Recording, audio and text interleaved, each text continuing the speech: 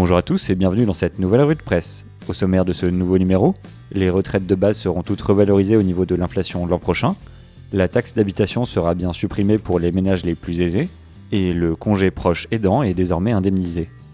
Le président de la République l'avait promis, le projet de loi de financement de la sécurité sociale présenté le 29 septembre à la presse l'a confirmé, toutes les retraites de base seront indexées sur l'inflation hors tabac l'année prochaine. Capital.fr rappelle que ce n'était pas le cas cette année, où les pensions de moins de 2 000 € avaient été revalorisées de 1% et les autres de 0,8 à 0,3%.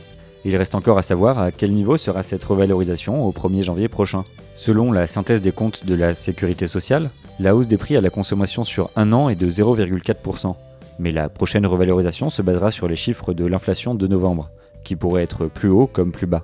Le Monde contrebalance cette bonne nouvelle pour les retraités. Après une réunion du bureau de l'Agirc-Arrco, il apparaît que les retraites complémentaires du privé ne seraient pas revalorisées, mais gelées pour un an à partir du 1er novembre prochain. Autre promesse tenue par Emmanuel Macron, cet automne, 80% des ménages les plus modestes seront entièrement débarrassés de la taxe d'habitation.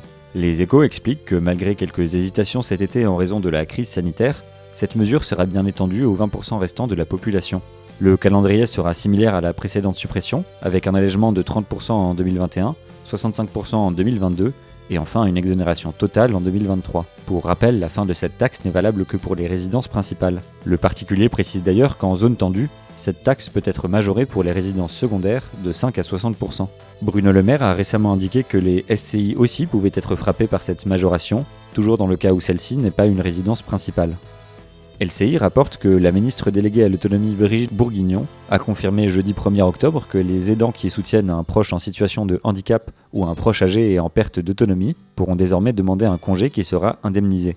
Même s'il était possible depuis 2017 de prendre un congé pour ces raisons, il était alors à la charge de l'aidant. L'indemnité est fixée à 43,83 € par jour pour une personne en couple et 52,08 € pour un célibataire. La durée maximale de ce congé est de 3 mois sur un an et 1 an sur l'ensemble de la carrière, mais un accord collectif d'entreprise ou de branche peut augmenter cette durée. France Info précise qu'il est accessible aux salariés du privé, aux fonctionnaires, aux indépendants, aux micro-entrepreneurs et même aux demandeurs d'emploi. Autre particularité, la personne dépendante ne doit pas obligatoirement être un membre de la famille, mais peut aussi être une personne avec laquelle on réside régulièrement ou que l'on aide fréquemment.